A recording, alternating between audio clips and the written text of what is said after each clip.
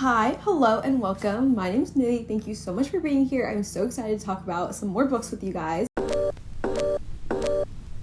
First, I just want to say thank you for all the kind messages on my first recently read video. That was my first sponsorship ever, and I was so nervous about bringing it to you guys, but it was so positively received, and I just thank you so much for that. And another exciting announcement is that this video is also sponsored by a company I never dreamed I'd ever work with, and that is Merit Beauty. Merit Beauty sent me 6 products that are already open, and I just want to share that with you guys. I'll be rolling in some B-roll so you guys can get some more close-ups. Merit Beauty has clean, cruelty-free, and vegan products, which I am a big advocate for. And the most important thing that I also advocate for is that it has so many different shades and colors and different types to go with different skin tones. When I went to its website, when they were sending me products, I was absolutely astounded about the number of options they have that can complement many skin tones. What Merit really wanted me to showcase to y'all is their signature lip lightweight lipstick. I have it in the shade La Avenue. Thank you so much, Merit Beauty, for the sponsor. If you're interested, I am wearing all the makeup on my face right now. I really hope you guys check out the link in my description and go check out their products, especially their new signature lightweight lipstick. And now on to the books I read. I have my notes down here in front of me, so if I ever look down, that is what I'm looking at. All right, so the first book I want to start out with is A Little Life. I know, I just want to get it out of the way so you guys will know how I feel. I ended up rating this book 4 stars. If you don't know what A Little Life is, I am jealous of the security you built around yourself to not know anything about this book, honestly, for good reason. A Little Life is basically about everything wrong to ever happen to one person in one book, and that is exactly what happens. A Little Life follows 4 boys from their time in college to eventually all of their deaths. Eventually, as the story progresses, we focus on our main character Jude. Because of things that happen in his childhood, it affects the way he is as an adult. It is absolute sadness. The description I just gave you sounds very tame compared to what exactly the book is. I'm the type of person that doesn't necessarily have to check content or trigger warnings, but for this book, I think it's a must that everybody needs to check them out. It was horrifying to read these pages. It's really hard to talk about. I don't recommend this book to anybody. I would never single-handedly tell someone you need to read this book. It's actually true pain. Seeing these characters go through the events that they go through, you're just absolutely no words. However, I did rate it 4 out of 5 stars. I feel like there was a time in the beginning where I did want to give it 5 out of 5, but as the book went on, it not only got repetitive in some sense, but it was harder to get through. I started reading books at a very young age. While I read this book, there was a lot of questions in my mind, is this what my 20s and 30s are going to feel like? And I just turned 18. There is a whole chapter of my life that I have not experienced. So when I read books about people and their adulthood and the decisions they make, it always makes me wonder if I can even empathize or even understand what they're going through. The content that transpired still had value, even if I felt a sort of detachment from this mature lifestyle that these characters were living. I did cry, and not because I went through anything that the main character went through, thankfully. It was a very raw, realistic, and horrific depiction of grief. Another thing which I want to point out about it is that in Jude's work life, he goes to be the successful lawyer and successful go-getter who has a lot of things going for him. If you were to look at him on a workplace front, he was this guy who had a lot of cases, was winning a lot of awards, and he seemed to be very successful, or the corporate term for successful. And then his personal life was absolutely horrible. His mental state was lacking. His physical state was lacking. Everything about him was just deteriorating. However, if you were to only look at his workplace and work ethic, he seemed like the star candidate. I think that goes a lot to say with in America, you seem to be the successful type of employee and you're always working hard and getting things done, when in reality, you're the one who's suffering. So it was a great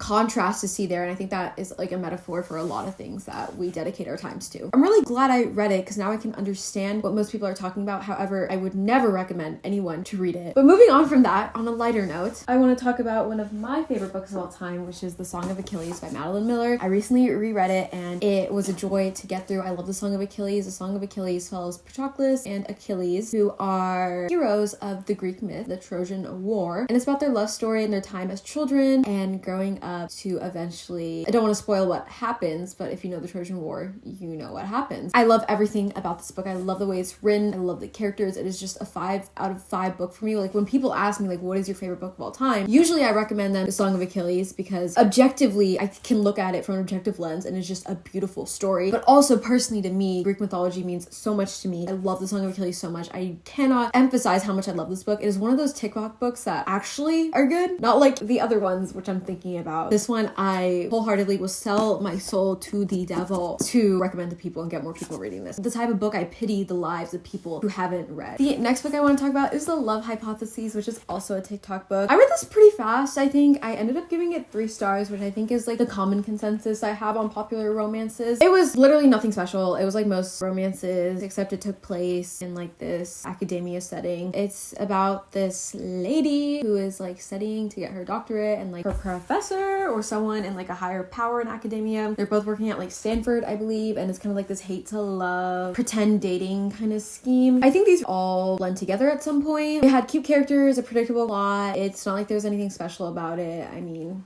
3 stars. That's all I have to say about it, really. The next book I want to talk to you guys about is... Why do I do that? Anyway, the next book is Everything I Never Told You by Celeste Ng. I listened to it via audio. I ended up giving it 3 stars. Everything I Never Told You is about this family whose daughter Lydia goes missing, and the mother is white and the father is Chinese. And it follows their lives, I believe, in the late 1900s, where things are like changing for immigrants coming into the United States. It was an interesting story on like family dynamics, but I was just like waiting for it to do more. My head is like quite empty. I really can't tell you any way I felt about it, but when people emphasize how they like this one better than Little Fires Everywhere, which is Celeste Ng's other book, I just question it, because Little Fires Everywhere is absolutely wonderful. I've read that twice and I gave it 5 stars both times. Well, this one just, it didn't give, and it tried to like give some talking points on immigrant lifestyle and conformity. It just didn't speak to me. It didn't do anything quite astounding. Obviously the writing was good. Celeste Ng is just wonderful. I would recommend it if you're interested in that suburban kind of family drama lifestyle. Other than that, it didn't move me. The next 3 books I read in my last video, so you can go check that video out, and that is An Absolutely Remarkable Thing by Hank Green, which I ended up giving 3.5, rounding up to 4 stars. And then I also read Ask Again Yes, which I ended up giving 4 stars. And then I read The Anthropocene Reviewed by John Green, which I ended up giving 4 stars. 3 4-star books are all in my last video if you're interested on my thoughts on them. I vlogged while I was at the beach. I did really like all of them, but something had to be knocked down a star in all of those books. So if you're interested in what that is, go check that out. I'm like talking about a lot of 5 out of 5 star books in this video, and here's another one, and that is The Vanishing Half by Britt Bennett. I read The Mothers for a live show with Rachel from Reads with Rachel and Chanel from Chanel Time. The live show is linked down below if you're interested, and I ended up giving The Mothers 4 out of 5 stars. The Mothers follows this girl who ended up having an abortion in her like small town, and that word kind of gets out, and it's kind of a realistic talk on like abortion and motherhood and that kind of connection that mothers possess with their daughters. It's also because the main character in that book, mother, was absent for most of her life, so it's just like an interesting take on like friendship as well for people who had to fill in and act like a supportive figure. The Vanishing Half though follows these 2 twins. One of them is white passing and the other one is obviously colored, and they grow up and live completely separate lives, where one of them accepts their heritage and where they come from and their ethnicity, while the other one completely pretends like they aren't black. It was 5 out of 5. I have nothing new to add, because everyone you ask about The Vanishing Half is that it's 5 out of 5. It was written beautifully. It talked about such important topics with grace. I do believe it was better than The Mothers, which I don't think is an unpopular opinion, but Britt Bennett like genuinely solidified herself as like an immediately read author for me. I'm so excited to read more of her works, and I hope you guys pick this one up too. If that premise just sounds interesting in the slightest, you will be absolutely in love with this one as well. Another 5-star read I want to talk about is Heartstopper Volume 4. I am just crying and screaming and throwing up in just pure happiness. This one definitely dealt with more underlying troubles and themes that were difficult to process. However, those were explored in such touching and empathetic ways. Alice Oseman is definitely an author I need to read more of. I can't believe I've only read her Heartstopper series, but in my defense, the Heartstopper series is just absolutely gorgeous, perfect. Just, oh, I didn't even explain what it's about. It follows these 2 boys, Nick and Charlie, growing up in high school, and they develop maybe some sort of feelings for each other. It's kind of their life evolving past coming out, dealing with different troubles in their relationship, but also like mental health. I think it's written in such beautiful graphic novel format. It really touches so many readers, and there's a reason why there's a Netflix show out for it, and there's a reason why you must go watch it. I read The Invisible Life of Addie LaRue, and I ended up giving it 4 stars, so I guess TikTok like had some sort of say in this and how good it was. The Invisible Life of Addie LaRue follows this girl named Addie who makes a deal with the devil to make her live forever to escape the horrible situation she's in. And that deal, there's a catch to it. Not only can she live forever, but also everyone she meets doesn't remember her. So she's kind of this person that cruises through life, and if somebody spends some time away from her, they just don't remember who she is anymore. And that does a lot to a person when you live forever, yet there's like no memory or recollection of you anywhere. She meets this boy named Henry, but this kind of happens halfway through the book, though it's not a spoiler because I want to tell you guys beforehand, because many people think that it's a romance between her and the devil, but like absolutely not. That is just no. I don't know why people would think that. That's not really what it was marketed as, but it kind of was. But people are also so into that like hate to love, enemies to lover situation, so I understand that. But I think what happened is more wholesome because she meets this guy named Henry who also made a deal with the devil in the past, and that means he can remember her, which is like so cute. I really did like it. I did listen to it via audio, and I think it's a common theme with me in audio is that like if I'm not incredibly immersed listening to every single detail, I just feel a bit of a disconnect from the story. As like a character-based reader, I can see how descriptive, imaginative, and lifelike these characters were written. I think when I finished the book, my feelings were just like muddled and cloudy, and there's nothing that really impacted or stuck with me. And I think that's a great indicator on how I wish this could have been a book I love. Coming from Victoria Schwab, which is one of my favorite authors of all time. I absolutely love her.